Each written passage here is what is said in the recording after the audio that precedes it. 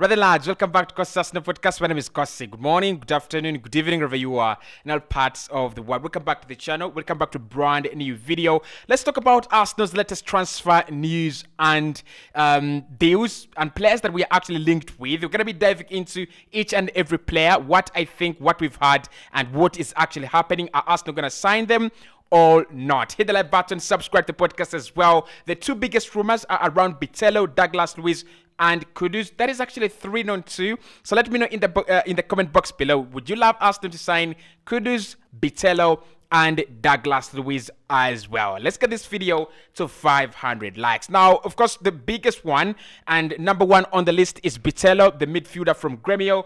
Arsenal want to sign him. Edu is in talks with Gremio to get the deal done. He's valued at around 10 million euros by Gremio, but Arsenal will have to pay some extra money if we agree on that fee. Now, this one is a good one. I like it. He's 23, he's a midfielder. Arsenal would love to add some kind of depth in midfield.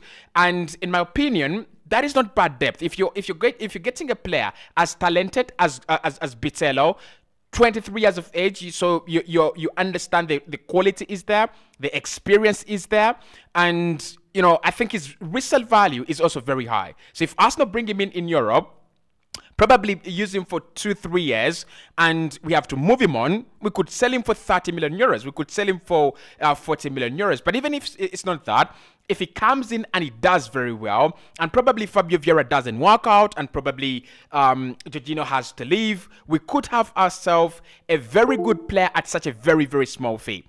I tell you what, I think Bitello will sign for Arsenal. I think it's one of those deals that will go very, very slowly, but it will eventually happen. I think South American deals, I've not seen one that happens at a very quick speed, at a very terrific speed. There are so many third parties, there are so many rights owners on ownership and all that. But I think Bitello is a good deal. So this one, I think Arsenal will do this one. I think it will happen, okay? So that is one, right? That is number one, Bitello. I think Arsenal will sign him. It might not be quicker, right? It might be actually later rather than sooner, but I think it will get done. Next on the list, who even did this? Like Joshua Kimmich, who linked Arsenal to Joshua Kimmich. Now, I've been looking at some of the reports on Twitter, Arsenal looking for a midfielder, and somehow we've been linked with Joshua Kimmich. Now, I understand where the links on Joshua Kimmich come from, especially with clubs like Manchester City, Bayern Munich, and Barcelona. I think his name is on the market. Bayern are very confident he will stay. They don't want to sell. There's no question there. They will not sell. They will not even consider selling, isn't it? But it's one of those where you've got to ask yourself a question. Could he move, right? But I don't think it's coming to Arsenal. I don't think he would come to Arsenal. If we wanted Joshua Kimmich, then we would have gone for him over Declan Rice. I would take Joshua Kimmich every single day at Arsenal. Not over Declan Rice, get me right, but I would take him at Arsenal. Talented, experienced, one of those players that are really versatile. Like when you talk about versatility, have you figured that he started out as a right back and he's played predominantly as a central midfielder, defensive midfielder, and he's been absolutely successful in both positions. Like if Arsenal want to get him, it would be a gift for my birthday in the next 7 years. Like every single year, every single birthday, this would be the gift. I wouldn't need another gift for like 7 years if Arsenal signed Joshua Kimmich. But the problem with Joshua is that he is a starter. He's a player that comes in to start. He's a player that comes in to create an impact. So I don't think Arsenal need that now. I don't think we need someone to destabilize the starting 11. We actually need competition. We just need, kind of depth as well, okay? So if Pate leaves and you give me Joshua Kimmich, I'll take him. Like, who doesn't want Joshua Kimmich? If Pate, Jorginho, and Elneny leave and you give me Joshua Kimmich, to be honest, I'll take him. Like, he's one of the topmost midfielders in Europe that Manchester City are looking at. Like, Barca are looking at him. Madrid are looking at him. So you understand the quality of the player we're talking about. But to be honest, this is worthless. This is absolutely worthless. Joshua Kimmich, not a bad guy, not a bad player. I don't see him even come close to being linked with Arsenal. So let's react to the next one. The next one is Moussa Diaby, who has agreed a deal with Aston Villa recently in the last few hours. Now, this one has been very, very contradictory. He did agree a deal with Al Nassr and was pushing to join Al Nassr because they gave him a huge fee. But I think at some point in time, Aston Villa matched that offer. It hurts me. It really, really hurts me. Actually, I would say it pains me. It really pains me that he's gone to Aston Villa. Like, Villa are not Arsenal's rivals every single day, but he's going to be playing on the other side when we play Villa. Like, he's going to be playing on the other side. He's going to be our opponent rather than our, asset. Yeah, can you understand what I'm talking about? Now, 55 million euros is always high. I don't think Arsenal are always going to pay anything above 40 million euros for a player just to compete with Bukayo Saka. Of course, we need to rotate players. We need to get that kind of quality that you can rotate with players. The likes of Samuel Chukwueze, if Arsenal can go do the deal before AC Milan complete the deal, it's a good one. 35 million euros, probably 40 million euros. You get it done. He's going to be competing with Saka every day, every single day. But Moussa Diaby and the last 2 seasons he has had at Leverkusen, they've been absolutely phenomenal. I'm talking about a player who's averaging not really 5, but 8 goals and 8 assists per campaign. I'm talking about a player who actually had a fantastic season the season before this one, where he actually scored 12 and assisted 13. So such a player in his young age, 24, he's going to cost a king's ransom. Okay, so I don't blame Bayer Leverkusen for selling him at 55. I just blame Arsenal for not signing him earlier. We could have signed him earlier before he extended his deal at Bayer Leverkusen, and that could have given us some kind of advantage in the deal. But now it goes to Unai Emery's Aston Villa, and we know how he uses wingers. Like, he's been absolutely blowing it up with the likes of Arnau Danjuma, Chukwueze at Villarreal in Spain, and now, guess what? He just signed Moussa Diaby. Lord have mercy. Okay, so Moussa Diaby is one that has gone and is no longer on the radar. Next one is Aymeric Laporte. Now, with Aymeric Laporte, it's a no. Like, no. I would not take him at Arsenal. I don't think he's a good footballer. I just don't rate him anymore. There was a time when every club in Europe rated him. I could be one of those people that don't rate him, a minority that don't rate him. Many people, especially people that love statistics, like I do, they absolutely rate him. I do not, as simple as that. Now, my problem with Aymeric Laporte is he's not the quality of any of the centre-backs that are defining and redefining football in the modern world. So we are talking Saliba, we are talking Ruben Diaz. We are talking Josko Gvardiol. We are talking Virgil van Dijk. I don't think he is at those levels, and that is what Arsenal need. Right now, if we are signing a centre-back, we are not just signing a player to come in. We are signing a player to come in and be impactful. We're signing a player to come in and make a difference. I don't think Aymeric Laporte is a huge upgrade on what we already have. I don't think he's a player who comes to bring something that Arsenal really don't have. Yes, he's 29, so he's just arriving in his prime as a centre-back. He's lived on the European scene for quite some time. Spain, England. He's played under Pep Guardiola for quite some time. There's so many advantages there. And probably he's worked with Mikel Arteta. But I'm not convinced. You would need to convince me highly, very, very strongly, that Arsenal need Aymeric Laporte. And of course, if he's going to cost around 35 million euros, there is also a question. Should Arsenal spend extra 35 million euros on a player who is so similar to what we already have? If Arsenal wanted to sign a centre-back, in my opinion, it should be in the caliber of Milan Skriniar, Leandro Pastoni,